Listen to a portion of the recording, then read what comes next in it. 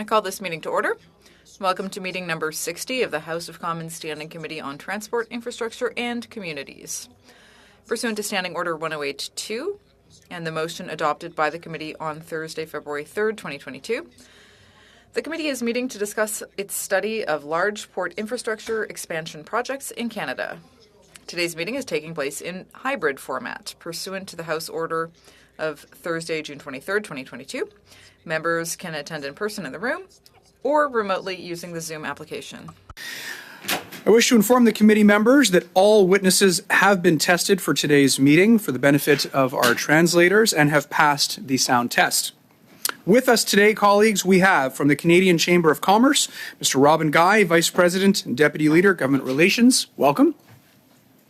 From the City of Prince Rupert, we have Mayor Herbert Pond by video conference. Welcome.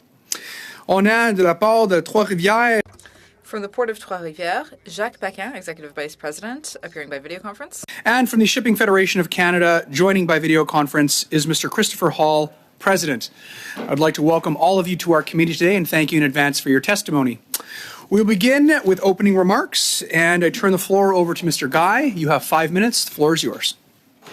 Good morning, and thank you, Mr. Chair, honourable members. It's a pleasure to be appearing again before the Standing Committee, and this time, my first time actually in person. On behalf of the Canadian Chamber of Commerce, I would like to thank you for the opportunity to provide comment on the committee's study on large port infrastructure expansion projects in Canada. The Canadian Chamber of Commerce is the country's largest business association with an active network of over 400 chambers of commerce, boards of trade representing nearly 200,000 businesses of all sizes in all sectors and regions of our country. As a trading nation, it's safe to say that trade infrastructures matter more to Canada than many other countries around the world. In fact, 2 out of every $3 that Canada makes relying on moving goods. This is significantly higher than the OECD average of just over 50%. Simply put, Canada needs to continue to invest in trade infrastructure, including large port infrastructure expansion projects. Without focusing on these projects, we will not be able to get goods like food, fuel, fertilizer, and critical minerals to market. Without focusing on these projects, we risk becoming less competitive, and without focusing on these projects, we risk not being able to grow our economy. Canada's supply chains are only as strong as our weakest link. While we are seeing improvements, supply chain issues remain a key obstacle growth for business. According to the most recent Statistics Canada Canadian Survey on Business Conditions, a quarter of business are still identifying supply chain challenges as a key concern and one that they expect to persist further into 2023. As we eagerly await Budget 2023 to be tabled by the Deputy Prime Minister and Minister of Finance later today, the message from the business community is looking to hear is related to economic growth. Enhancing our trade infrastructure is a key ingredient that will support growing our economy. In the time remaining, please allow me to dig into this a little bit further. If Canada is looking to grow our economy, we need to see long-term investment in Canada's trade infrastructure, including not just our marine ports, as they are only a part of the chain, but also our railways, airports, road systems supporting it all. Businesses need to be able to get their goods to market efficiently and reliably. We can't just simply look to address the needs of today, but of the challenges and opportunities that we see 20 and 30 years from now. There is a need for funding projects to support redundancy in critical infrastructure to reduce risk of critical failures to supply chains. For example, building new pipelines, bridges, railroads, marine ports, and airports. Some of these investments include investing in projects that will expand rail in high congested areas, including bridge capacity, industrial lands around airports, and ports to sustain trade growth. While the government is not solely responsible for infrastructure investments, its leadership is critical. A federal commitment to major, strategic, long-term investments is key to building Canada's trade infrastructure. The government's National Trade Corridors Fund is a positive step forward. While it is supporting worthwhile projects in the key areas above, the government must work to increase the speed at which projects receive funding. Too often, projects are stalled due to inefficiencies. It must work with business on ensuring transparency for projects and by continuing to demonstrate how funding is helping address supply chain challenges both today and tomorrow. Another critical step forward is developing a vision for Canada's trade corridors. Trade corridors are key to this transportation of goods, and the government must look to work with business to develop new gateway strategies, including those for Western, St. Lawrence, and Arctic gateways. Each corridor strategy would lay out how government would work with the provinces, the private sector, communities, and Indigenous peoples to identify capacity challenges facing our corridor transportation system and develop a pipeline of actionable solutions. Lastly, we need government to commit to accelerating its regulatory modernization agenda. Regulatory effectiveness is integral to a competitive environment and requires regulating smarter to attract new economic opportunities to Canada.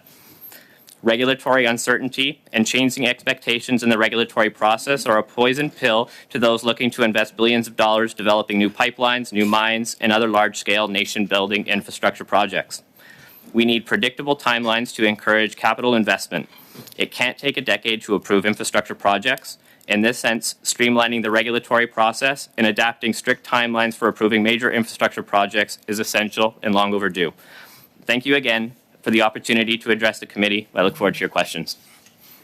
Thank you very much, Mr. Guy. Next, we have Mayor Pond. Mayor Pond, the floor is yours. You have 5 minutes for your opening remarks. Thank you, Mr. Chair and honorable members. I'm Herb Pond. I'm the Mayor of Prince Rupert, Canada's most northern west coast city and home to Canada's third largest port. The community and the Port of Prince Rupert are inextricably linked. Each must be successful for the other to survive. And the port has been wildly successful, generating thousands of jobs and billions in trade. The municipality, however, is struggling to catch up, battling aging infrastructure, near zero vacancy rates, and inadequate revenues. Canada's number 1 and 2 ports, Vancouver and Montreal, are attached to populations of 2.7 and 4.4 million people, respectively. Prince Rupert is 12,300 souls, a third of whom I'm proud to point out are Indigenous.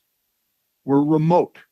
We're separated from the nearest larger community by 750 kilometers.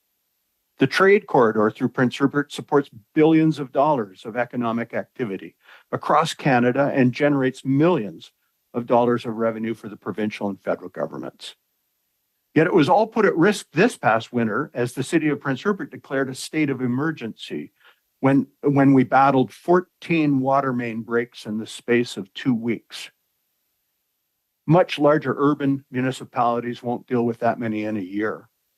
Our little municipality needs help if we're to play our part in hosting this strategically necessary corridor. BC's Premier David Eby has recognized the need and recently directed $65 million towards Prince Rupert's aging water system. More than anything else, we need the federal government to join him. In addition, I offer the following observations. The antiquated property tax system that funds municipalities is broken in so many ways, including its complete decoupling from financial performance of the underlying enterprises. Empty or full, it's property that pays taxes to municipalities, not economic activity. As elsewhere, our retail sector has been hollowed out by the shift to online shopping and easy access to affordable air travel. Property taxes that were once paid in small centers like Prince Rupert are now benefiting large urban centers that host those giant fulfillment centers. Valuations of major industry in British Columbia, anyway, are based on depreciated values. So from the day a terminal opens, it pays less and less tax each year to the municipality. The BC government, in incentivizing investment, has actually made the problem worse for municipalities by capping municipal taxes on port terminals at about half of what they would otherwise be. When municipal costs rise, they can no longer be shared amongst all property classes, leaving homeowners and small businesses with an increasing burden. Port authorities aren't bound by municipal bylaws of any sort, including tax bylaws. Instead, they make payments in lieu of taxes, PILT. The Prince Rupert Port Authority has appealed their assessments, and their payment in lieu of taxes has drastically been reduced. Labor and housing shortages. Attracting labor and developers to small remote communities is difficult. So as port growth occurs, The costs for labor and housing escalate, squeezing out people on the margins, important people like our seniors and local small businesses.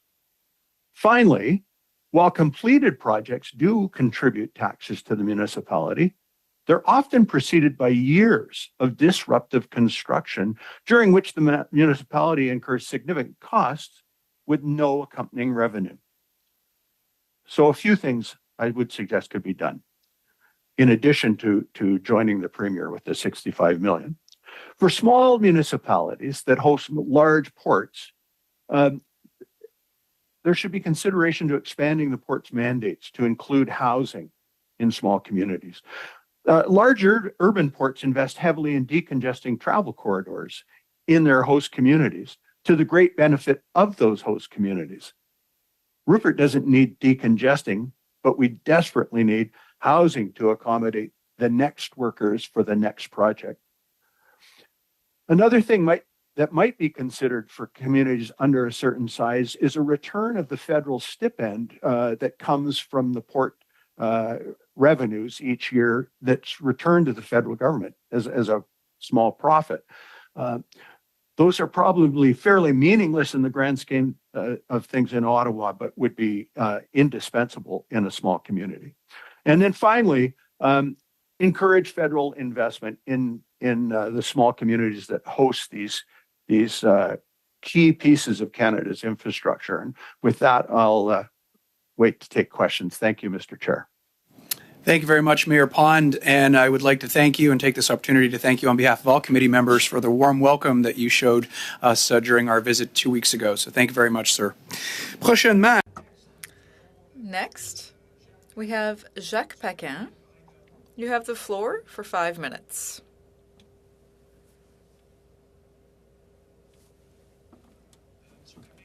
Mr. Paquin, I believe you're on mute. There we go.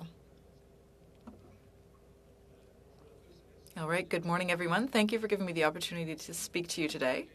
My name is Jacques Paquin. I'm the Executive Vice President of the Port of Trois-Rivières. Strategically located between Montreal and Quebec City on the St. Lawrence, the Port of Trois-Rivières is specialized in solid and liquid bulk and general cargo. It handles more than 4 million tons of merchandise and handles the passage of 55,000 trucks, 11,000 rail cars, and 250 ships per year. It serves companies located throughout Quebec, Ontario, Western Canada, and elsewhere in North America. The Port of Trois-Rivières meets the needs of many key sectors in the Canadian economy, including manufacturing, agri-food, mining, and energy.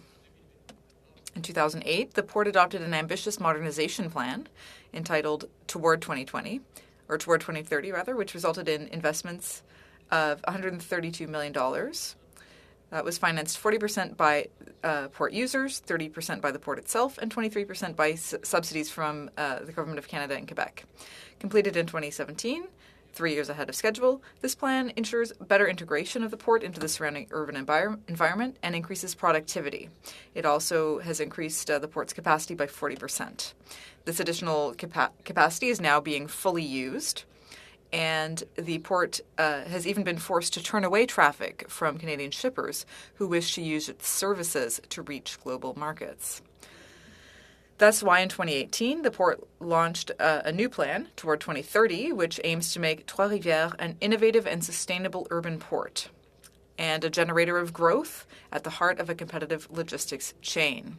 Each word of the vision was carefully chosen and has been translated into specific goals and action plans. The port and its partners are working on a portfolio of projects totaling more than $350 million.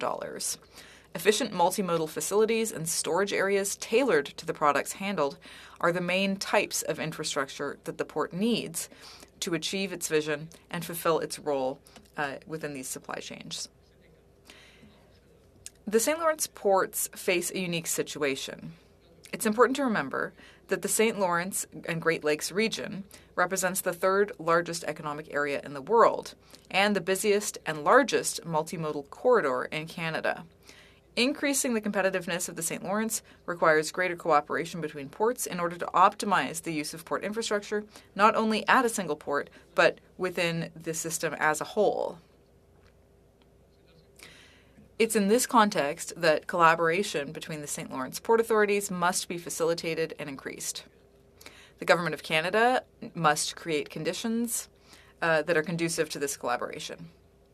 Other issues facing the ports will also require the government's attention.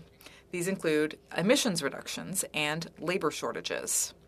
The Port of Trois-Rivières is committed to the government's objectives of reducing greenhouse gas emissions. One of the best ways for the port to do this is to offer electrical connections for ships at the dock, which would make it possible to reduce GHG emissions in the port by 50%. However, this would require significant investment. For a port like Trois-Rivières, we estimate it would cost more than $110 million in addition to existing investments. So this is a challenge not only in terms of financing, but also in terms of profitability. In terms of workforce shortages, Quebec ports are facing challenges in terms of recruiting and retaining workers, and we need to find innovative solutions. Automation and AI are part of these solutions and will require significant investment in R&D. And to this end, the Port of Trois-Rivières has initiated, in collaboration with other St. Lawrence ports, the creation of a Centre of Expertise in Port Logistics. We're counting on the federal government to support this initiative by promoting collaboration between port authorities, but also by providing financial support for the centre's activities. In closing, I can't overlook the importance of the city-port relationship. Because of their proximity to urban areas, ports have a responsibility to integrate their activities into the surrounding context. To this end, the port and the city of Trois-Rivières are working on a project to redevelop part of the port infrastructure located near the downtown core and the historic district.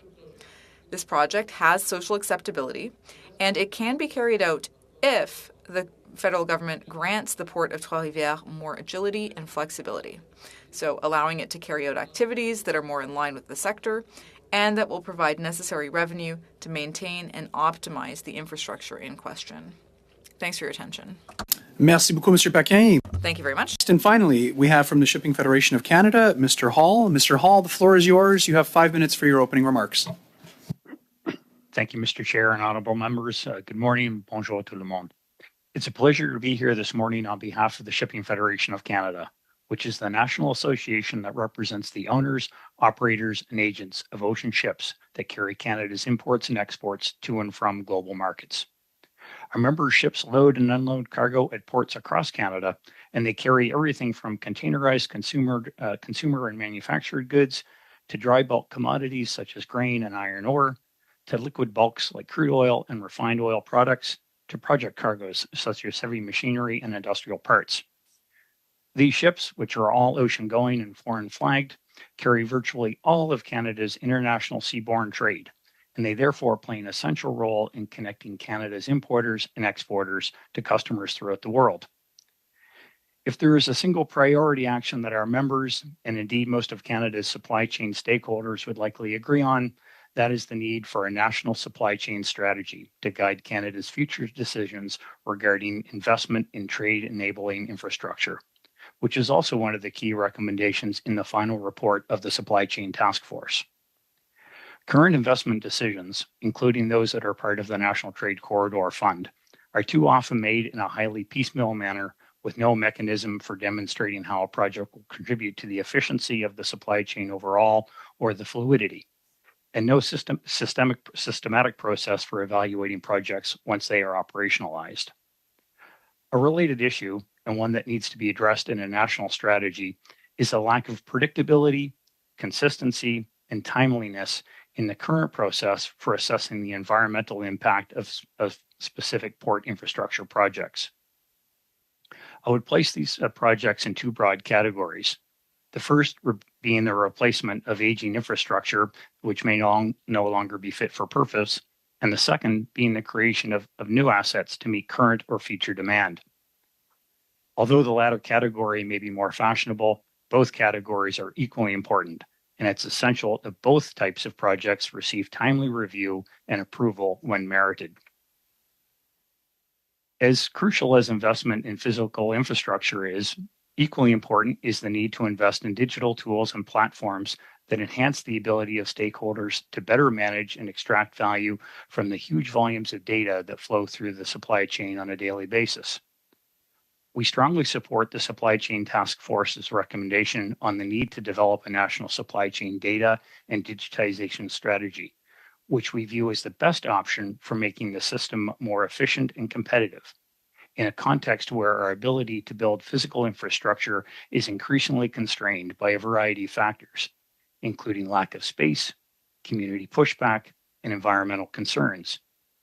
In order to be fully effective, the primary focus of such a strategy must be on connecting existing digital platforms rather than building new ones, and ensuring that Canada's major ports play a leadership role from both a regional and a national perspective. Government departments and agencies must also be prepared to join the digitization effort, ideally by migrating to a single maritime window reporting model for collecting data from supply chain stakeholders. Although this committee is focused on large port infrastructure projects, it's worth noting that the most advanced ports and terminals in the world won't generate full value for their operators or investors if supporting infrastructure like the navigational channels linked to the port aren't appropriately dredged, or if ships can't access the port during the winter due to a lack of icebreaking resources, or if there's insufficient anchorage capacity to accommodate ships awaiting their cargo. Nor will these terminals operate at full capacity if shippers hesitate to move cargo through the port due to inadequate rail or road connections or concerns over the labor market. As the supply chain challenges over the last few years have made all too clear, ports don't exist in isolation, but are part of a larger trade and transportation ecosystem that's made up of many subsystems, all of which exist to serve the golden rule of shipping, which is that cargo is king. As king, cargo will always find the most efficient and affordable path to its destination. And once a better route becomes available, it is virtually impossible to bring that cargo back to its previous routing. This basic fact is always top of mind from an ocean shipping perspective, and something that we hope will also serve as a guiding principle of this committee's deliberation. Thank you for your time, and I look forward to your questions. Thank you very much, Mr. Hall. We'll begin our line of questioning today with Mr. Strahl. Mr. Strahl, the floor is yours. You have 6 minutes. Well, thank you very much. And I will stick with Mr. Hall here to start with. You talked about the need for a national strategy, and I think I've heard that from other stakeholders that I've met with, freight forwarders, et cetera, who believe in the National Trade Corridors Initiative, the funds that come out of that program, but do feel that those funds should be driven by an overarching strategy, and as you say, not only evaluating what the impact is, but after the funds are delivered, kind of post report on how it went. So, can you perhaps expand a little bit about that? I was very interested in that. Your testimony about that this is done in a highly piecemeal manner and that there's no systemic evaluation. Can you talk about what you would see as a way for the government to achieve that, to overcome that piecemeal manner and to have that systemic evaluation? Thank you for the question, and not an easy one indeed. Like many things in organizations, it all starts with a strategy, and without a strategy, then you can't have any plans. So things end up being a little more piecemeal and ad hoc without that. So I certainly don't have a recommendation here today on what the components of that strategy should be. That's probably beyond the scope of this discussion, but there needs to be a strategy developed. There are experts in this field, both within government and in industry, that need to come together to start building the strategy. And once the strategy is in place, then projects can be evaluated in concurrence with that strategy. And if it aligns, great. If it doesn't align, well, then additional work might need to be done to validate the legitimacy of that project. But a strategy is definitely needed, and that was borne out during the supply chain challenges in the last couple of years. Thank you. Next question is for Mr. Guy. You talked about, or I'll just say, we heard in our first meeting on this study about red tape or delays, project delays. We heard about where a project does not require government approval, where it's on a brownfield site, a redevelopment perhaps. In the Port of Vancouver, they were able to build new terminals in 9 months or 18 months. And then the project that the port was advocating for was in its 10th year of evaluation and not a single shovel in the ground. So can you talk about the impact not only on infrastructure but the Canadian economy when we have these inefficiencies in our project approval processes, and what you see as solutions and recommendations to this committee as we're talking about large port infrastructure? What can be done to ensure that ports are able to operate at the speed of business, not a speed of a decade from now we might talk about your project? Yeah, and thank you very much for that question. I think it's an important conversation to really have, and as I mentioned in my opening statement today, really Canada's economic growth depends on trade. So when we are talking about the need for investment, the need for strategies, at the end of the day, this is what helps pay for a lot of the items that we'll be talking about later on today. Is that ability to get Canadian goods to market. And I think one thing that I'll state is really what we're looking for is and it's not a matter of a one or another in terms of economic or environment. I think that those definitely go hand in hand. But I think you give the example of one project. I think that everybody's heard. At the end of the day, I think that we just need to figure out how to build it faster. Simply put, I mean, if we're not able to get goods to market, business will go elsewhere. So I think that it really becomes important for us to have that capacity within the country to be able to get those goods to market, like the food, like the fuel, like the fertilizer, et cetera, et cetera.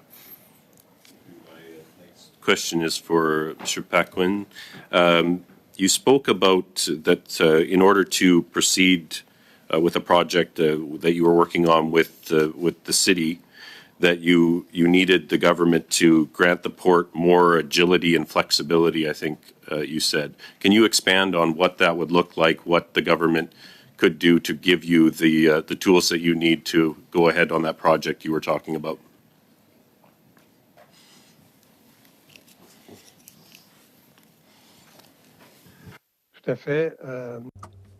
Absolutely.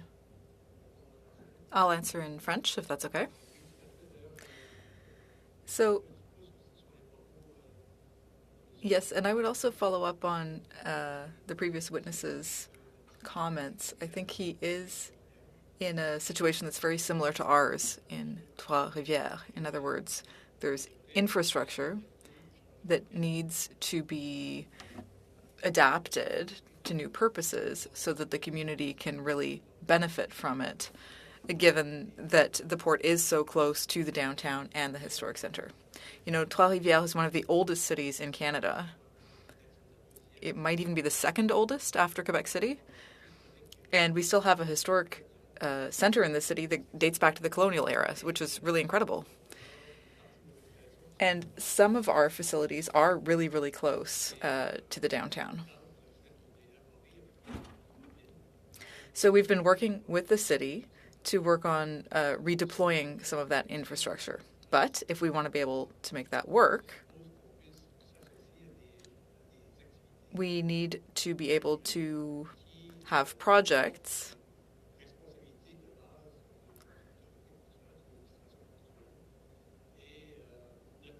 where the Port Authority has some basic authority and where we can work on infrastructure that could be used for even commercial or recreational purposes. Thank you, Mr. Paquet. I'm sorry we're out of time. Next, we have Mr. Rogers. Mr. Rogers, the floor is yours. You have 6 minutes. Thank you, Mr. Chair, and welcome to all of our guests today. Mr. Guy, I'll start with you on a question. You made reference to the fact that your supply chain issues are still a concern for many of your members, 1/4 of which are still facing challenges. You made reference to the National Trade Corridor Fund, and if you want to comment on that. But I'm interested in what you propose is what government should be doing, and just elaborate on providing more leadership for your group. Yeah, and again, I think from where we sit, the National Trade Corridors Fund is very successful. I think it's supporting a lot of good programs. It's helping alleviate concerns. I think where we would like to see government leadership is really from a corridor strategy. I think that really becomes kind of the one overarching piece that if you're asking what the leadership piece means, that corridor strategy will really bring together everybody. It'll bring together provincial governments, municipal governments, communities, and really kind of push those things forward. Everybody knows what everybody does. It outlines a certain projects that we believe or that a strategy believes as being critical to again getting those goods to market. Thank you very much. Mr. Hall, we've heard from many witnesses, of course, over the last few months and so at this committee about labor shortages in many different sectors. But in terms of the marine sector, what are your thoughts on labor shortages? How concerned are you about these, and what are your members doing to address that? Thank you for the question. We're very concerned about labor in general, not just shortages, but the overall efficiency of how labor is organized in Canada's major ports. There are perhaps other models, other ways that could make the system more efficient in terms of how that labor is deployed, but that is that's an issue that the terminal operators and those that employ the labor have had a hard time overcoming over the years. It's an issue that a lot of folks don't want to talk about. There was a recommendation, a general recommendation in the Supply Chain Task Force report about visiting labor as a general theme. And there was quite a bit of negative commentary the very following day after that report was released from certain government departments about bringing up labor at all. So it's a very sensitive topic, understandably so, but it is a very important one for all of our members. And this is in a global context, not just a Canadian context. Maritime labor is it's crucial, absolutely necessary, but it is one in which it's one of the gatekeepers, if you will, to efficiency. If you're operating to antiquated labor models, labor rules, if the way that the labor is organized and set up doesn't match with the way industry operates today, then you've got inherent inefficiencies just in that alone. So I guess from your perspective, then we need to find a balance between labor, automation, digitization, some kind of balance that works for everybody? Absolutely, and yes, and my comments didn't even factor in the automation piece. It's a fact. Automation is coming to many parts of our lives. There is a role that automation can play in terminal operation. It's been proven, and it doesn't necessarily mean a loss of jobs. It doesn't have to. It doesn't have to mean if you bring an automated system in that it equates to direct loss of employment. There are ways that could work, but technology does have to be part of the solution. We're only utilizing our terminals in Canada for a fraction of the day, and that's because of the way we currently operate and the types of technologies that are used. Yeah, I'm happy to hear you make that comment, because we do have some obviously conflicting views of different witnesses about whether or not we need more automation and digitization to achieve efficiency. And then, of course, there's the labor side concerns that we've heard. So happy to hear that. Mr. Chair, what are we doing here? You have 1 minute, 20 seconds left, Mr. Rogers. During, I guess, the COVID period and so on, it appeared the Canadian supply chain worked relatively well compared to the U.S., for example, as the economy restarted after the lockdowns. Would you agree with this assessment? If so, what role did our marine ports and marine shipping play in this? Mr. Hall and then Mr. Guy. Thank you. And I'll be brief to allow Mr. Guy to weigh in. From our perspective, from an ocean carrier perspective, things went relatively well. Yes, there were bottlenecks at times, no question about it. But from our view, the issues that caused the bottlenecks were not new. They were not pandemic systemic, or they are systemic issues. The pandemics simply exacerbated the appearance of them and made them more public. But the root cause of the problems during that time are totally systemic. They've been around for years. It's lack of it's rail capacity not matching port capacity. It's a lack of trucking capacity and equipment availability on the land side, and lack of warehousing space on the intermodal side. So those issues have existed for years, but the system has functioned. But when you reach a critical point like a natural disaster or a pandemic, there's no flex. There's no additional flex in the Thank you system. very much, Mr. Hall, and thank you, Mr. Rogers. Prochainement, nous avons Mr. Barceau. Next, we have Mr. Barceau-Duval. You have 6 minutes. Thank you very much, Chair. And I want to thank all the witnesses for being here today for this study. I'll start with Mr. Paquin from Trois-Rivières. Earlier, I heard you say that you managed to increase capacity by 40% through this project toward 2030, and that, in fact, you're already using 100% of the new capacity that was created. I was very impressed by that. Now, I don't know the specific reality of your port, but I do know more broadly that there are a lot of economic problems in the area of Mauricie. And, the fact that you've been able to get through that and even grow, I think is a great thing. Now, 2 weeks ago, we visited the Port of Montreal as part of our cross-country tour. And at the Port of Montreal, they also said that they were at full capacity. From your perspective, is this a problem that exists in all of the ports in Quebec?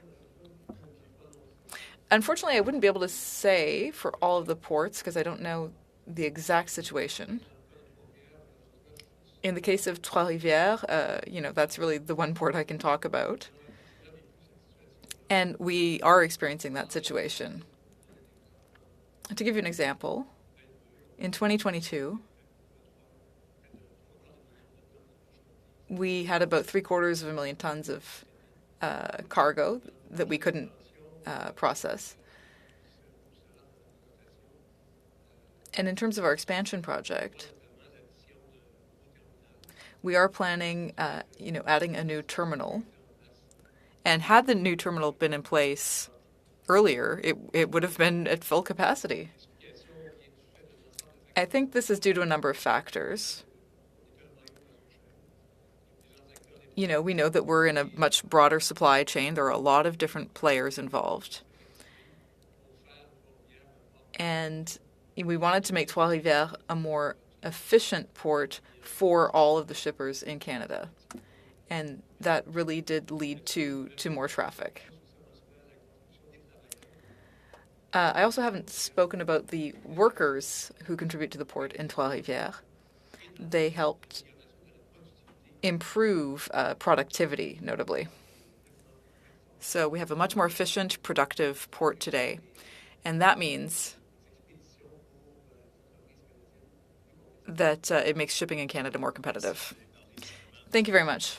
You talked about the fact that your capacity and productivity improved. You also have expansion projects in the works. Are you facing any barriers in terms of increasing that capacity? And if so, what are those barriers?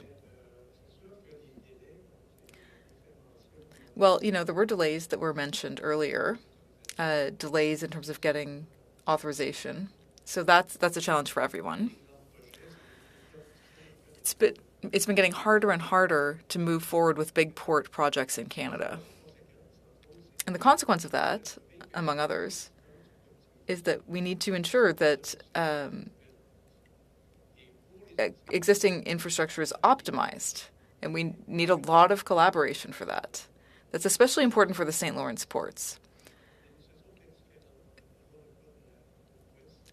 Now, the St. Lawrence situation is very different from the West Coast.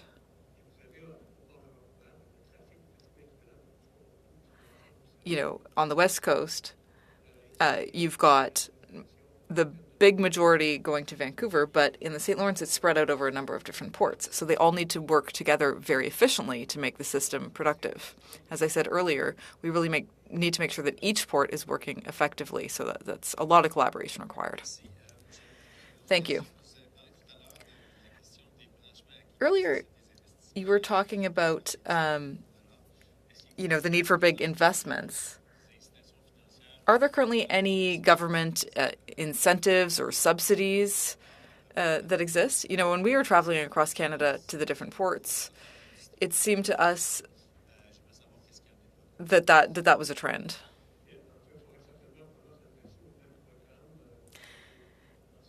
So I would mention some of the programs that were mentioned earlier. The National Trade Corridor Fund notably allows a lot of collaboration in moving forward with these projects. But even the part that isn't subsidized can be very expensive. Even if we have to pay the remaining 50%, that's very difficult.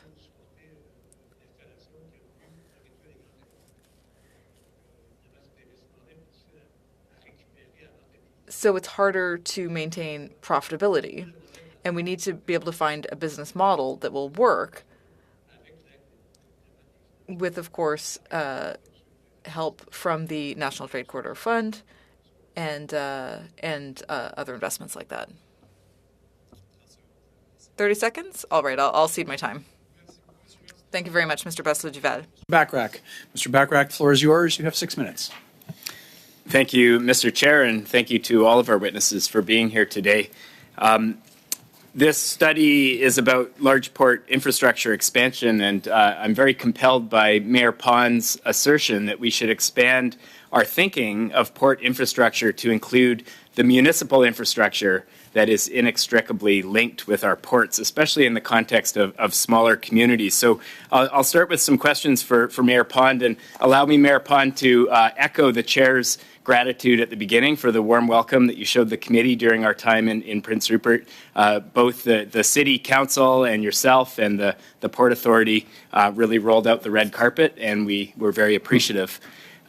You spoke a little bit about the payment in lieu of taxes system, and I wonder if you could expand on some of the reforms to that system that you feel would better support municipalities in their infrastructure aspirations.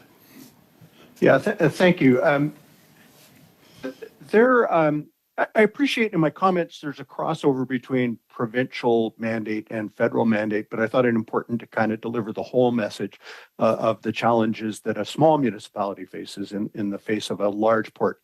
And I really need to preface by saying we're very thankful for that large port. We embrace the development and we encourage more. And one of the Rupert advantages is we're not congested. There's opportunity to grow. And so I want to come out strongly on that side. The PILT system, property in lieu of tax system, is actually one of those friction points that where the Port of Prince Rupert and the City of Prince Rupert are locked in an adversarial system, with the Port arguing it's their fiduciary responsibility to pay as little tax as possible, that to fail to argue those taxes down would be a breach of their duty. Whereas the city is saying, look, we just need a predictable long-term cash flow so that we can borrow to do the work that we need to do within the municipality. And I think both parties suffer from that relationship. It's unfortunate. And what happens is, as you go back and forth through the process, there's a whipsawing effect. It gets argued way up, it gets argued way down, and neither party can predict where it's going.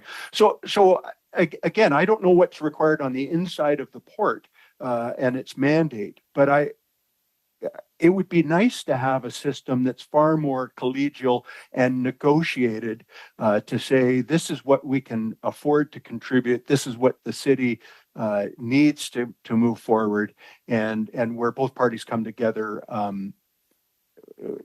rather than being adversaries in what's a court system now and costing both parties a lot of money. And it's a friction point that just really shouldn't be there. Mayor Pond, similarly, you talked about the federal stipend that ports pay to the federal government, a percentage of their operating revenue each year. And could you expand on your recommendation regarding how the federal government could alter the way it deals with the federal stipend to better support small port municipalities? Yeah, thank you. Again, if we just look at, I don't know what the overall is around the stipend, in terms of larger cities, larger ports, all those things. But in a small community that's so outsized by its port, there was a study that was done that 66% of the households earning over $100,000 a year in Prince Rupert are port wages. In Vancouver, it's like 2%. So that, it just shows the difference of scale.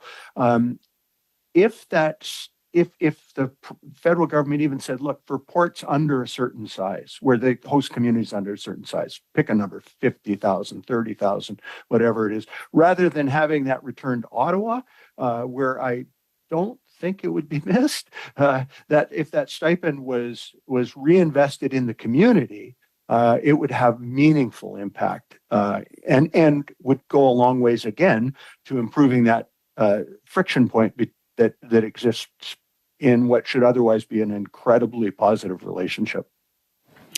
And then finally, Mayor Pond, if you were able to secure these reforms, if the committee makes a strong recommendation, and the government, of course, will listen to the wisdom of the committee and make these changes, how would you invest those additional revenues to support community infrastructure?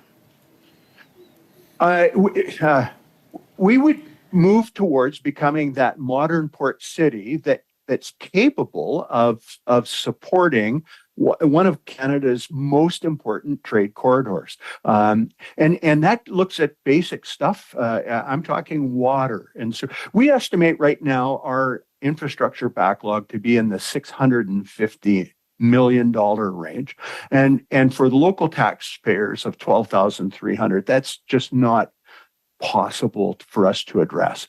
And so we're talking basic infrastructure, roads, sewers, sidewalks, all the things that we need to do to support the workers who then go and work in those terminals. And it's desperately needed for us to do what we need to do to ensure that you keep doing what you need to do. Thank you very much, Mayor Pond, and thank you, Mr. Bachrach. Next, we have Dr. Lewis. Dr. Lewis, the floor is yours. You have 5 minutes. Thank you, Chair. My first question is for Mr. Guy. Can you comment on the National Trade Corridor Fund and its effectiveness in making the most strategic investments for Canada when Canada does not have a long-term infrastructure strategy? And specifically, I was very curious about your comments made related to the vision of the Trade Corridor Strategy. And you referenced a collaborative approach between businesses, private sector, and Indigenous communities. I was wondering if you can elaborate on that. Yeah, absolutely. And really, Canada has an infrastructure deficit. I think that's probably been something that's been said to this committee once or twice. At the end of the day, the National Trade Corridors Fund is supporting good projects that is able to support increasing our supply chains and their reliability.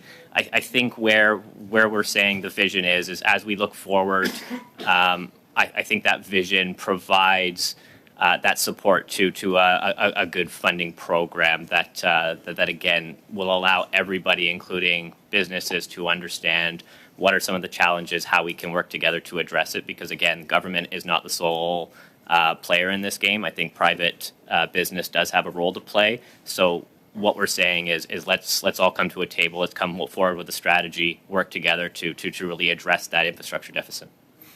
And you spoke about the implementation challenges. Can you elaborate on how the Impact Assessment Agency of Canada has it been clear in its timelines and scope? And what are the most important sources and delays in obtaining impact assessment, how that affects the implementation stage? Yeah, and I would say kind of the conversation that I've had with regards to putting an economic lens to federal to federal regulators is something that I would see as being the suggestion to alleviate that. I think what we're looking for is we've got issues now. We're looking to solve them. Obviously, we can't solve these things overnight. But again, how do we work together? How do we look at the economic benefit of what we're looking at in addition to other pieces like the environment, sustainability, et cetera? Thank you. My next question through the chair is for Mr. Paquin. You spoke about AI and the need for government to expand and to assist in the expansion of AI for solutions. Can you elaborate on how this will impact on, number one, employment, and whether government can promote collaboration between the port authorities, the various port authorities, because that is something that we heard about while we were visiting the various ports, about the lack of interconnectivity and the lack of collaboration between the various ports.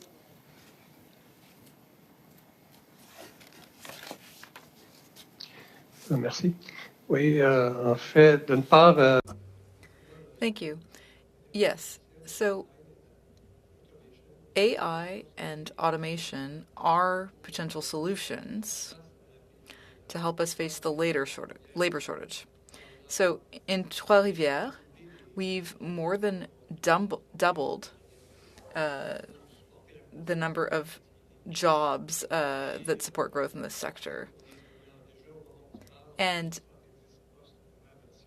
we've recently opened up more than 100 new jobs for port workers. So there's a whole recruitment challenge there. And that is a reality that we're faced with. So we have to consider a range of solutions, notably automation and AI. Now, we know that these solutions are complex. They will require significant effort and investment. And it can't only happen at one port. You know, more than 80% of the traffic in the St. Lawrence is solid and liquid bulk. So it's not containerized goods. Whereas around the world, it's a lot more container traffic. And container traffic is already largely automated. But for solid and liquid bulk, that's less the case. And so we need a sustained effort to be made if we want to find solutions in terms of automation. And one of the new technologies would be AI. Thank you, Mr. Paquin. Unfortunately, once again, we're out of time. Now we have Ms. Katrakis. You have the floor for 5 minutes. Thank you, Mr. Chair. Thank you to all our witnesses that are here with us today. My first question will be to Mayor Pond. And Mayor Pond, it seems like I missed a really great visit, and I'm really sorry that I wasn't able to come out that way. But I do commit to coming out and visiting you, and I hope it'll be sooner rather than later. I'd like to hear your view on, if you would like to see governance changes in how ports operate. And I'd like to hear your view as a smaller community with a large port. Do you have any thoughts about changes in C-33 that would require consultative bodies be set up by port authorities for neighboring communities, indigenous groups, etc.? Yeah, thank you very much. And you're welcome back you're welcome anytime. We'll roll out the red carpet just for you. So I'm supportive of the changes that I've seen at least most recently. Adding a second appointment from the local communities, I think, is worthwhile. Again, we appreciate that once they're appointed, they become full members of the board. They're not they're not reporting back to those municipalities, but at least they come with a community perspective, and that can be very helpful. And as well, the committees or consultative bodies that you mentioned, I think also are very worthwhile.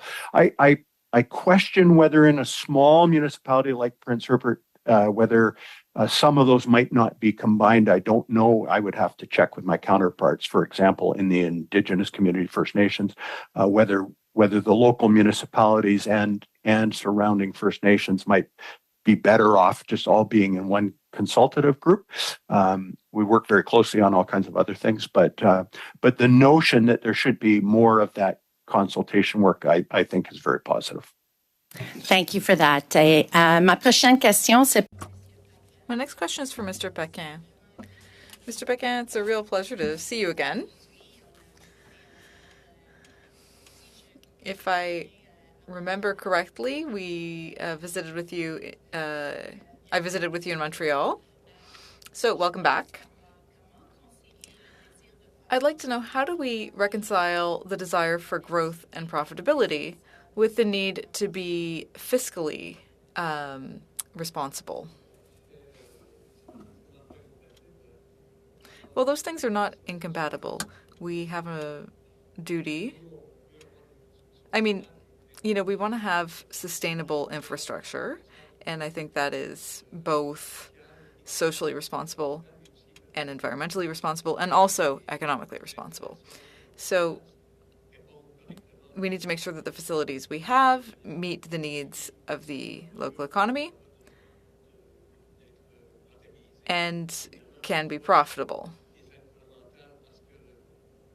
Sometimes that requires the help of government help because, these installations have a very long life.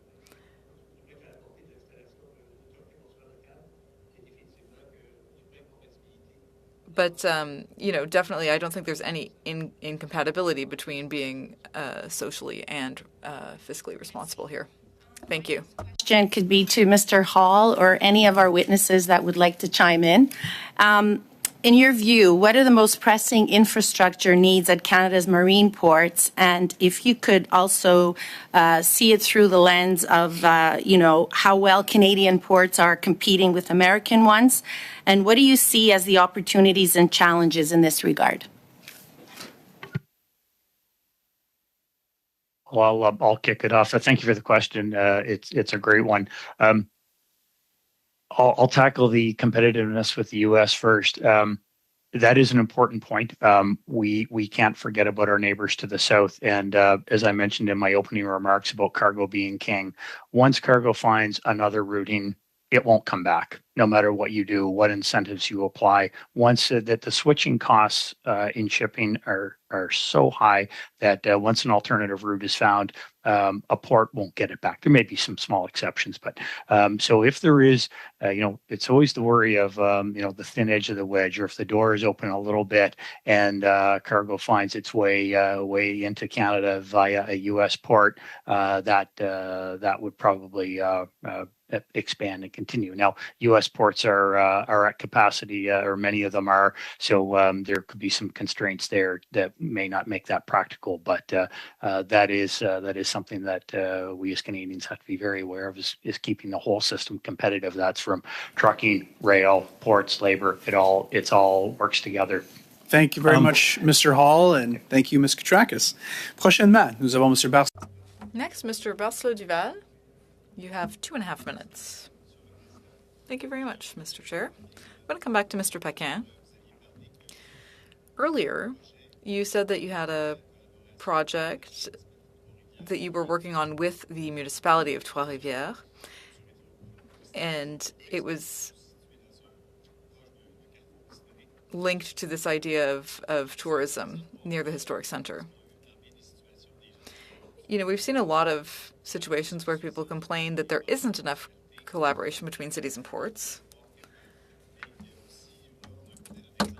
But this might be an example of, a port that's working really closely with the municipality on a particular project. Could you tell us a little bit more about the specific project? Like, what exactly is it? And why hasn't it been fully realized yet.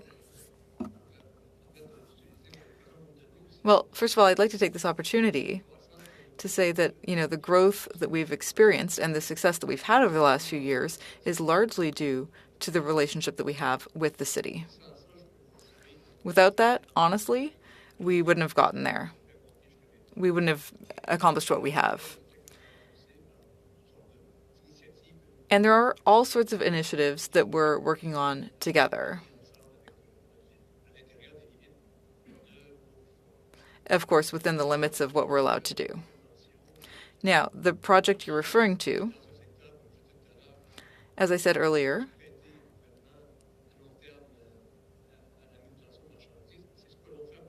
is, focused on shipping cargo. We're at capacity. And so we need to work on this. We've been thinking for a number of years about how we can shift. So with the city, we've developed this concept of redeployment. And if we want to be able to accomplish this redeployment, we will need to work on projects that focus on commercial and recreational or tourism activities.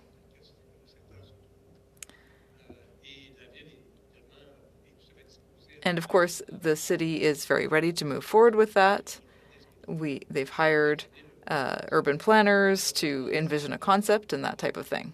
Unfortunately, it's not within our power to carry out this particular type of project. It falls outside of our jurisdiction as a port authority. So that's what's prevented us from moving forward so far. Thank you. Mr. Bachrach. Mr. Bachrach, the floor is yours. You have 2.5 minutes. Thank you, Mr. Chair. I'd like to also ask a couple of questions of Mr. Paquin, particularly regarding the relationship between the port in Trois-Rivières and the municipality. And I'm curious if there are vacant port lands on which the port pays a payment in lieu of taxes to the municipality, and if so, how the value of those vacant lands is established, and how that value has changed over time. Merci pour la question. Thank you for the question. Unfortunately, we don't have a lot of vacant space. The space that we managed to add has already been occupied. But to give you an idea of the relationship that we have with the city, over the last few years, we've been able to add about 80,000 square meters within the city. And the city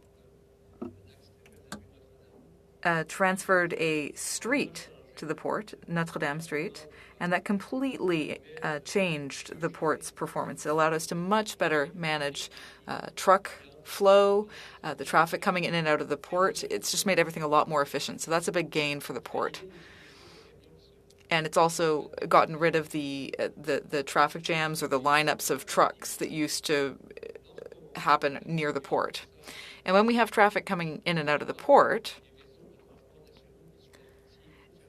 to get from the port to rail lines, for example, you have to go through the main city. So we need to ensure that the city infrastructure is able to manage that traffic. So we worked very closely with the city on this to make sure that the traffic flowed down main boulevards that were able to handle that. So in that way, we were able to grow the port without placing an additional burden on the community. To answer your question, we have some space at our disposal. We have a committee that we created with the city. They meet once a year, and they agree on the amount of money that will be paid. And we work very, very closely to determine the tax rate that will be applied. Thank you very much. Next, we have Mr. Muse. Mr. Muse, the floor is yours. You have 5 minutes. Thank you. I just want to pick up on one of the previous questions. And there's been this discussion, of course, about once cargo goes, you can't bring it back, and it will go elsewhere. And I know you were sort of cut off in your answer there, Mr. Hull. So maybe you can continue, but wondering, is there what's the most important thing we can do, or the few things we can do to really preempt this from happening? Thank you. Well, I believe the most important thing that we can do right now is create that strategy that many people have been talking about to this committee. That strategy is so important. I've spent the last 35 plus years visiting ports in Canada and around the world, both from a seagoing perspective and shore management, and actually spent 7+ years in a Canadian Port Authority. And we have a saying, and Mr. Peckham will probably know this: if you've seen one port, you've seen one port. And that couldn't be more true. Every port is unique, and that is just a fundamental element. So if we start looking at infrastructure projects with that uniqueness in mind, yes, it has to be looked at through that lens, because it needs to be everything needs to be considered in that uniqueness context. But if we're only looking at it that way and not from a broader national strategy perspective, then that's where we get to the scenario where maybe we've overinvested in one area, underinvested in another, or certain corridors are heavily weighted on one commodity versus another. And that's back to Mr. Guy's points about corridor strategies.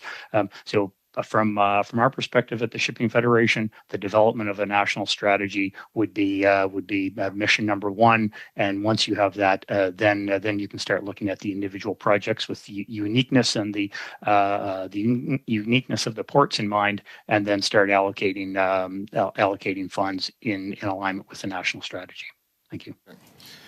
So certainly there's been lots of discussion of that, the lack of a national strategy for ports and supply chain. And there was the task force report, which you've cited, a lot of recommendations in that, none of which have been acted upon thus far. So how do we get that unstuck?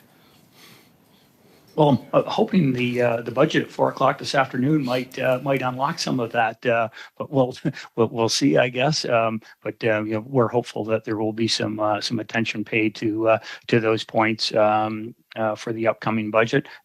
No question, they take funding. These things don't get done without financial resources. So work needs to start happening, and the old saying, you eat the elephant one bite at a time. There are a lot of things in that report, as we all acknowledge, but there are some items in there that are very, very important that won't take because I know my time's winding down. What would be the most pressing item? Just because we've heard a lot of things, rail capacity, trucking, labor shortages. There's a multiplicity of issues. So what's really the top of the list for you? Let's get the strategy underway, and let's get some alignment between government agencies that are involved in the supply chain piece. We need some greater visibility across departments, so we have less siloization of actors within the supply chain on the federal side. Okay. Well, I've got a minute. Okay, there we go. So there was maybe I'll ask Mr. Hall and Mr. Guy as well. There was that comment at the beginning, I think it was yours, Mr. Guy, about the red tape and the sort of the bureaucratic nightmare in terms of getting things done. Maybe do you want to say a little bit more about that in the 45 seconds I have left? Yeah, and as useful, I think, for the report. Yeah, and absolutely, and I think again, done right, regulation can be our competitive advantage. So tying it into even that last question, I think if we are to take a look and figure out how we can regulate smarter, I think that can be a competitive advantage for us in Canada versus anybody else. Okay, and is that tied into the fact? I mean, we talked about competitiveness. Is that a concern from your perspective? Yeah, I think it's always at the end of the day, when regulations not start serving the public interest, I think that's when we start asking questions. And unfortunately, I think there's a few issues with that right now. Okay. Time's up. Thank you. Time's up, Mr. Muse. Thank you very much. Next, we have Mr. Badaway. Mr. Badaway, the floor is yours. You have 5 minutes. Thank you, Mr. Chairman. So we've heard long-term infrastructure investments by Mr. Guy. We've heard components of the strategy by Mr. Hall. We've heard investments need to be optimized by Mr. Paquin. And I'll preface my comments by saying this, that the analysts need your testimony to draft this report. So therefore today, I would like to get granular on the long-term investments, components of the strategy, and the optimization of investments. And may I add that you all must feel free to follow up with correspondence to the committee to, in fact, elaborate. In his remarks to the House of Commons, President Biden, who just visited Ottawa, emphasized the need for partnerships, working together, further integration of our supply chains between the world's closest trading partners. The Supply Chain Task Force returned with a recommendation that we engage the U.S. and the provinces and territories to achieve reciprocal recognition of regulations, policies, and processes to enhance supply chain competitiveness and productivity. Water, for example, the Great Lakes and the St. Lawrence, main and short line rail, major roadways, airports, servicing lands, integrating distribution and logistics, strengthening fluidity at our borders.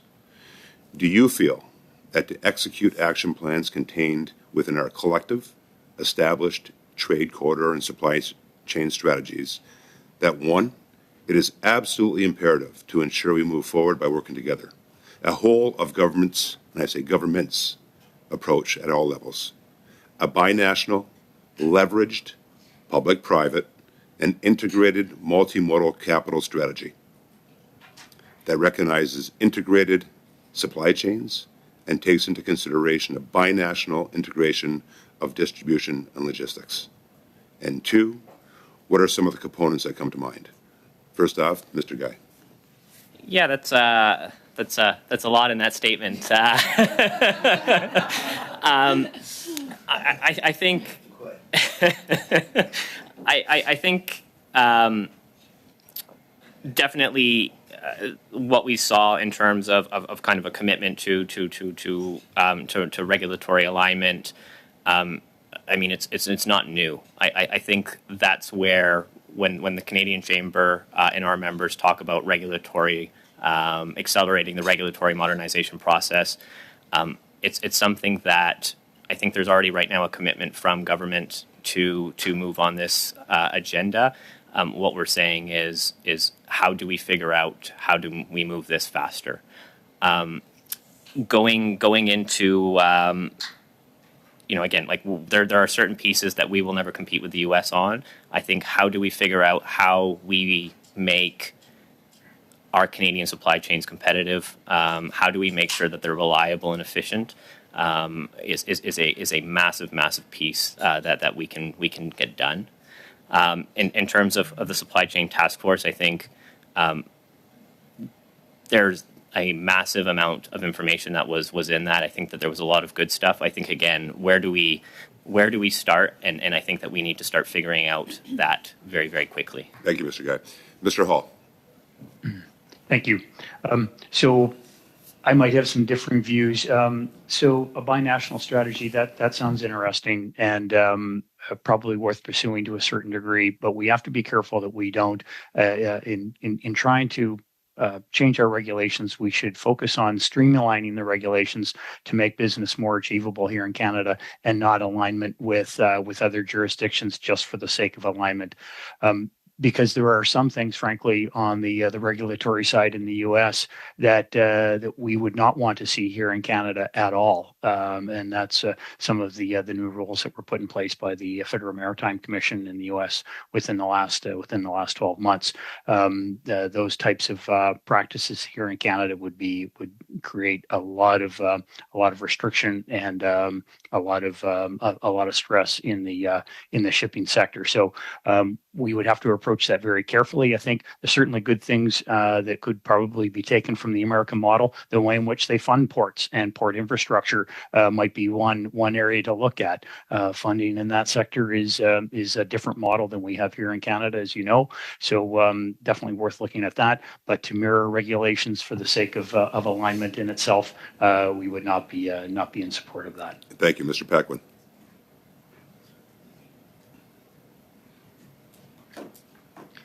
Effectivement, merci. Yes, thank you. So I would follow up with a lot of what the previous witnesses said. I think it would be interesting at a Canadian scale to work more together, to integrate ports and other methods of transportation. I do think we need that in Canada. But In terms of North American integration, I think that might be a bit too ambitious. So I guess what I was looking for in terms of the responses is really an integrated effort towards our capital investments. We talked a lot about infrastructure investments, whether it be road, rail, air, or water, especially as we share some of these resources such as the Great Lakes. How do you feel that we can actually integrate a lot of those capital investments in terms of whether it be through the St. Lawrence Seaway System, whether it be the Asia Pacific, whether it be through our rail, CNCP, or air, and or again our roadways? The border doesn't act as a wall; it actually should act as strengthening fluidity. So I'm going to go back to Mr. Guy again to talk about how we can in fact and should we in fact actually integrate and discuss with our American partners those capital investments so that way we create more fluidity within our supply chains. Yeah, and granted, I mean, I'll point to the government's Indo-Pacific strategy, I think, as a prime example of why, again, we need to be focusing on some of these issues. At the end of the day, in order for us to re-engage with the region, in order for us to increase trade for the region, without us again building general infrastructure here in Canada, we won't be able to do that. I would say other programs like how do we make sure that we are facilitating trade between the two countries become very important. Things like FAST program, which is the Nexus version for in essence commercial trucks, I think is a critical issue that we need to again ensure is there and strong. Thank you very much, Mr. Badaway, and thank you, Mr. Guy. Next, we have Mr. Lewis. Mr. Lewis, the floor is yours. You have 5 minutes. Mr. Chair, thank you all the witnesses for your testimony. I'm going to start with Mr. Pond, Mayor Pond. I thought I heard last week, or perhaps the week before, when I met with the unions, the Longshores. Is it true that Prince Rupert is about 1/3 of your population works at the port? Oh yeah, thank you for the question. It would be in that neighborhood, if not greater. It's one of the pieces that sort of drives my slightly different view on all of these issues, is that the port is so huge relative to the size of the local community. It certainly 1/3 would be conservative. And so then a follow-up then to, I suppose I'll call it your request with regard to sustainable funding, long-term sustainable funding, and with regard specifically to infrastructure, so your water, your sewers, and your amount of houses. Do you have, and can you put your finger on it all, how much money year over year that looks like to begin this funding project to allow for expansion of more jobs in Prince Rupert? Yeah, again, thank you. Multiple piece answer. We've got a backlog, which is going to require significant investment, and so for us to participate, say in a lot of programs require 1/3. Municipality needs to come up with 1/3. For example, should we receive matching funds from the federal government on the $65 million the province put forward, we've committed to coming up with another $65 million. So we need to borrow to do that. We'll need a significant revenue stream to be able to borrow against that. Once we get past that, now we're talking about how do you maintain it, and what kind of level of funding do you need to maintain it. So I would suggest in the short term we need a lift of in the $5, $6, $7 million a year range, and then to allow to ongoing maintenance. It would be somewhat similar. We're in the process of coming up with those hard numbers now. Thank you, Mayor Pond. Appreciate that. Mr. Hall, I'd only ever heard cash is king, but you mentioned cargo is king. So that's a new one for me, and I like it. So we spoke a lot about strategy this morning, and you were talking about automation and with regard to labor, and without putting words in your mouth somewhat, it's the elephant in the room, but I think it's an elephant that needs to be addressed. So, I was in Taiwan last last fall and I visited the port of Taipei. Basically, it's completely automated. They went from 44 workers on the port per shift to 22 workers in the port per shift. So that would raise flags, you would think. However, they actually doubled their workforce at the port because they were moving so many goods that they had to get the goods off the port. So, you know, it's something that definitely needs to be talked to, because I truly do not believe that we're going to lose jobs. As a matter of fact, I met with some folks from the Embassy of Japan on Thursday night of last week, and they said, how do we get access to your ports?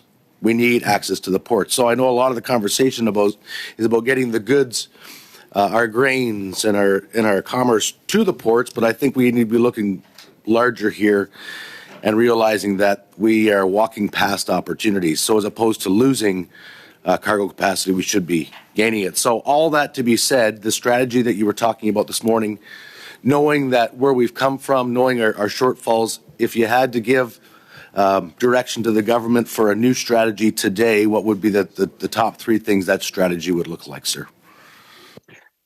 Well, I think to address that elephant in the room, or the sacred cow on labor, as much as we included don't like to talk about it that much, but we find ourselves speaking about it now in somewhat muted terms. That needs to be part of that discussion for all of the points that you mentioned. I mean, labor is having a difficult time recruiting, like all sectors. So how are we going to, from a sustainability standpoint, how are we going to maintain the volumes or grow our volumes at our ports if we don't include technology as part of the solution?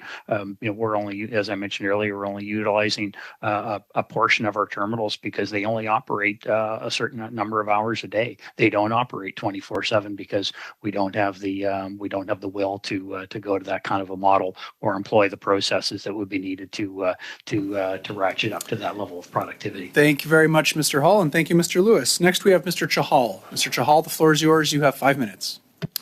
Thank you, Chair, and thank you to all the witnesses for providing testimony today.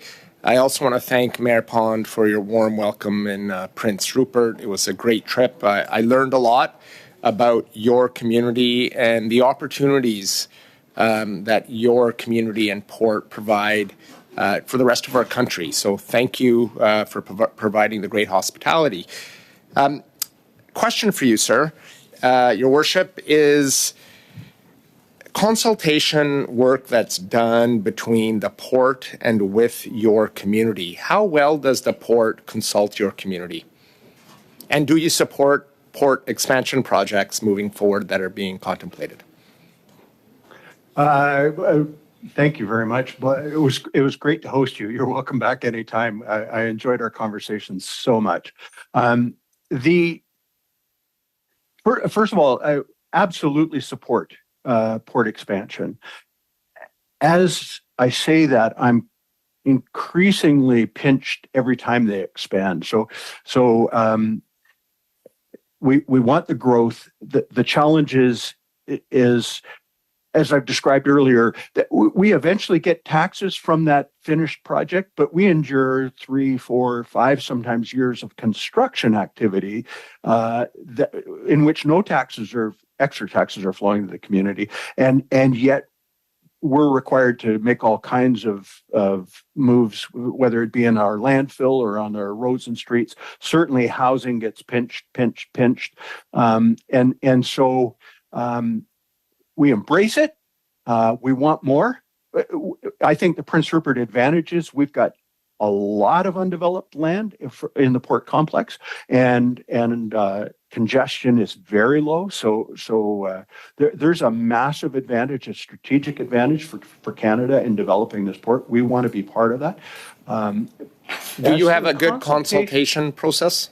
Yeah, the consultation is not, I think, what it could be, and I think sometimes it's the issues that get in the way.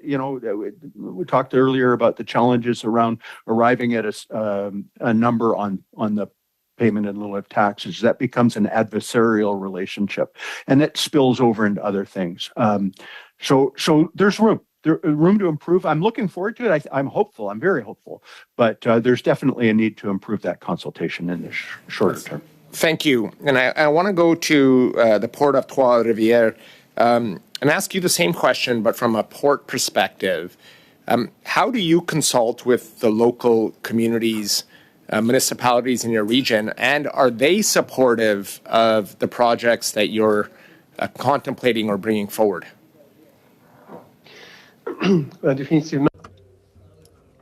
Well, definitely without the city's collaboration, we would never have been able to develop as we have. And the relationship that we built with the city in Trois-Rivières is almost symbiotic in the sense that we didn't have to create a standing committee or anything like that. All we do is that at every level of our respective organizations, we have points of contact. So we have, everyone at the port has a vis-a-vis a counterpart at the city, whether we're talking about environment, urban planning, whatever it is. So at every level, we establish, two counterparts who can work very closely together on projects that concern us both. In Trois-Rivières, we were even able to alter the urban plan. The city requested changes, and we were also able to talk about their development ambitions as a city and to integrate those ambitions into our plan. So we have been able to really set timelines together, set working plans together, and we have people working together on both sides, almost daily, I would say. Thank you. Mr. Guy, I have a question for you. I have not a lot of time. I'm in Calgary. We have an inland port. Very critical to the work being done from Vancouver and Prince Rupert on the impacts of Edmonton and Calgary. What else do you think we can do to enhance the capabilities in those inland ports? We have a tax point structure in certain jurisdictions. What other recommendations do you have for inland ports that we can help them grow and create opportunities in our municipalities? Yeah, and I think you've got another example in the neighboring province in terms of another inland port that has actually done a very good job at being able to help facilitate trade within Canada. In terms of really the inland port piece, again, I think the faster we get goods onto rail and moving, or onto trucks and moving away from the ports, the more the better, I would say. So I'll kind of leave it at that. Thank you very much, Mr. Chahal, and thank you, Mr. Guy. Prochainement, nous avons Mr. Barceau. Next, we have Mr. Barceau-Duval. You have 2.5 minutes. Thank you, Mr. Chair. Well, once again, I'm going to turn to Mr. Paquin from Trois-Rivières. In your opening remarks, you talked about your ambition of having greater collaboration between ports, and more specifically the ports of Montreal, Quebec City, and Trois-Rivières. It seems that you already have discussions ongoing.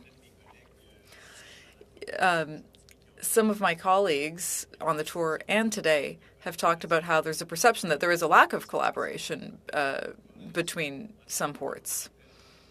What I understand from you is that you do have a strong desire, a strong will to work with other ports. So how do we make that happen, and how can we as parliamentarians help you realize those ambitions? Thank you. Yes, so we already concluded an agreement with the Port of Montreal. It was signed a few months ago. And that followed up on another agreement we had previously signed with the Port of Montreal. And then we broadened that partnership to include Quebec City as well. So that agreement allows us to move forward and to make changes that might not be really perceptible from the outside, but that make a difference to us. So our teams from these three ports have created working groups that are focused on issues that affect all three ports. For example, the environment. How do we adopt best environmental management practices? And we share our best practices so that others can follow. We also have a working group focused on the question of naval traffic, maritime traffic, to facilitate the job of shippers so that they have to follow the same procedures in all three ports and in that way make things more fluid. So we have a number of working groups like that tackle specific issues that affect all three ports. Now, we go as far as what we're allowed to do under the law. We would like to be able to go even further and to be able to draw broader commercial strategies, or maybe even try to invest in the infrastructure of neighboring ports so that we can make the whole port network in the St. Lawrence more efficient as a system. But that involves, being able to share our strategic plans so that we can have a general strategy, because we can do much more together than what we can do individually. Thank you, Mr. Paquin. Merci beaucoup. Thank you. We have Mr. Bachrach. Mr. Bachrach, the floor is yours. You have 2.5 minutes. Thank you, Mr. Chair. Mayor Pond, you mentioned that one of the key needs when it comes to accommodating expanded port infrastructure is housing. What currently prevents the Port of Prince Rupert from investing directly in housing supply? Thank you. My understanding is it's not possible under their mandate. There's a fairly strict set of rules in terms of what they can and cannot invest in. So, as I said earlier, in large urban centers, ports or the Government of Canada with ports will invest in decongesting because that's the most immediate need to grow the port. In Prince Rupert, decongesting the community is not where the money needs to be spent. But our next project may not get off the ground because of a lack of housing and very difficult to attract, particularly with the current interest rates, inflation, et cetera, developers to small remote communities to basically be pioneers in building new housing. So I think, again, I have so much in common with when I'm listening to Mr. Paquin. That ability to kind of move in a slightly different way where the needs are a little bit different, I think there needs to be some flexibility built into that mandate. I don't understand the mandate, but even when we're looking at these large infrastructure programs, need to recognize that what's blocking development or what's the choke point for development in the large urban ports, that choke point could be a completely different animal in smaller communities hosting these large port projects. To sneak in a question to you, you spoke in your presentation about the importance of labor in ensuring the smooth functioning of the supply chain, including ports. At a previous meeting, the committee heard a proposal from Mr. Ashton from the ILWU that working people should be brought into the conversation about the expansion of our ports by creating a space for them on the boards of port authorities. What do you think of this proposal? I'm sorry, was that for me? It was for Mr. Hall, sorry. Did I say Mr. Pond? I may have misspoken. Mr. Hall. That's okay. Yeah, I didn't catch that part of the testimony the other day. I think that's an interesting concept. It's certainly worth exploring. I mean, my earlier comments notwithstanding, labor is a crucial element of the overall system, and if they're not part of the solutions, then we're missing a very important piece. To Monsieur Paquin's point earlier, labor is also instrumental in achieving efficiencies as well. They know how to do their work better than anyone else, so they have great ideas, and having them as part of the development of large projects, I think would only benefit everyone. Thank you very much, Mr. Hall, and thank you, Mr. Bachrach. Next, we have Mr. Muse. Mr. Muse, the floor is yours. You have 5 minutes. Thank you. If I could direct a question to Monsieur Paquin of the Port of Trois-Rivières. We heard from other ports, and we saw that on our tour of ports the week before last, the issue of limitations of borrowing capacity, which may constrain your future development plans, because you certainly talked about in your opening, multimodal infrastructure, developing a center of excellence. I mean, all great forward-looking plans, but are you constrained by the current borrowing capacities and the ability to increase that through the current processes of the federal government? Merci. Thank you. So this is a challenge for all port authorities in Canada. We're facing it too. Our limit is 42 million in Trois-Rivières, and I said earlier that we've been working on projects with a portfolio worth $350 million. Under the previous plan, we had made very significant investments, and a lot of those costs were recovered by, through the growth that we had. But, another point that I haven't raised yet is that it's a lot of work to make the ports grow like that. And a lot of the projects that we work on are not really about profitability. And that's largely due to the borrowing limit that we have. And what we condemn is that, our borrowing limits are not adjusted based on the profitability level of the project. So in other words, they're essentially looking at a reading of past financial records in order to establish future numbers.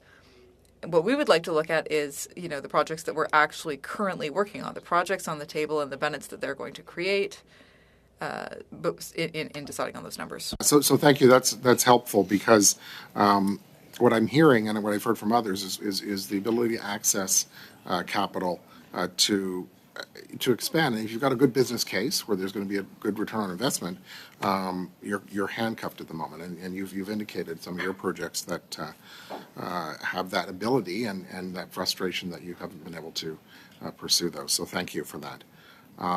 If I could ask Mr. Guy, because I think we ran out of time at the last iteration, but amongst your members, when you're, obviously Chamber of Commerce, you're talking about lots of issues, labor shortages, taxes, there's a whole host of things, obviously, and you're mindful of what's going to happen at 4 o'clock today, of course. So where do supply chain constraints fit within that conversation? Like where do they rank, and what's sort of the tenor of the conversation that you're hearing from your members about that? Yeah, and I think I cited a StatsCan report, which for those who haven't had the chance to take a look at that, I would suggest is a worthwhile read. That there's a significant amount of business that still identifies supply chains as a crisis. I think it was along the lines of nearly a quarter of Canadian business surveyed say that supply chains are still an issue, and not only that they're still an issue, but they foresee them continuing to be an issue looking forward. So in terms of kind of the members, probably difficult to give you a percentage on that, but I can tell you that I deal with supply chains on a regular basis. So it's still in the top few issues. Correct. Without a doubt. Correct. And you foresee that to continue for some time. Yeah, and as I mentioned, I think we're seeing from where things were at the height of the pandemic to now, there's definitely been an improvement, but it still remains a challenge for the current and foreseeable future. Right. All right. Thank you very much, Mr. Muse. And thank you, Mr. Guy. And finally, for today, we have Mr. Iacono. Mr. Iacono, la parole est à vous. Vous avez... You have the floor for 5 minutes. Thank you, Mr. Chair. And I also want to thank the witnesses for being with us this morning. My questions are for the Port of Trois-Rivières. Mr. Paquin, you seem to be the star today. Could you tell us more about the project to increase collaboration between your port and the ports of Quebec City and Montreal? Yep, so that agreement has already allowed us to set up a structure involving a number of working groups, and we have a steering committee as well that oversees the agreement. The steering committee is made up of executives from all three ports, and we've created specific working groups to make sure that the ports can collaborate on issues that concern them all. So the idea is to work together much more easily to identify priorities, identify ways that would allow us to do better together, what we have a hard time doing individually. And that's really our objective. Of course, it's not easy. We are still three independent ports, so we need to find ways to build those bridges. And it is going well. People are working more and more closely together. We've already seen results from the working groups. For example, we're currently working on implementing standardized procedures for shippers in all three ports, which will make their passage through the ports much easier. We're setting up communication tools so that maritime agencies and shippers will have a single tool. And this, again, will simplify work for shippers.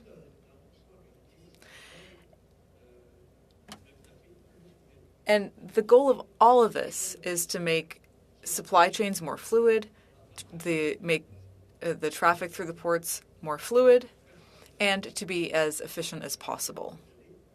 That's our objective. And as I said, we have 4 very specific working groups focused on how to get there. I'm happy to hear that you've had positive results. I'm wondering, are there any legislative obstacles or regulatory obstacles that are preventing this collaboration? And if so, what are they? So to do what we're doing currently, the Maritime Act doesn't actually set any limits. Here we're talking about just very functional collaboration. Now, if we want to go further, if we want to talk about commercial issues, trade issues, if we want to talk about optimizing infrastructure, maybe even sharing our strategic development plans so that we can take all 3 ports' strengths and weaknesses into account, we can't currently do that. We're not allowed to. So if I could express one desire, it would be to allow us to go further. The Maritime Act of Canada was initially designed to encourage competition between ports rather than collaboration. That's why it really limits us in some ways. Now, could we be doing better today? The only other option available to us is a merger between ports. But we don't want a merger. We just want to be able to work together for now. But the law really does restrict us. We do what we can do within the Act, but I do think we need to go further if we want to have a strategic development plan. Thank you, Chair. Do I have any time left? 30 seconds. Thanks. Merci beaucoup, Monsieur Iacono.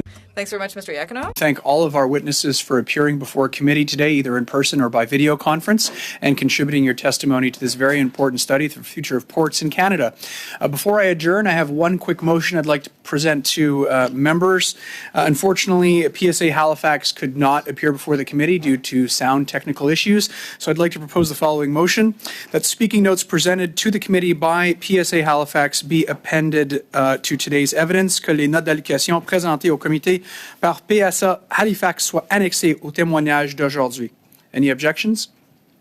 Seeing none, it is adopted unanimously. Thank you very much. This meeting is now adjourned.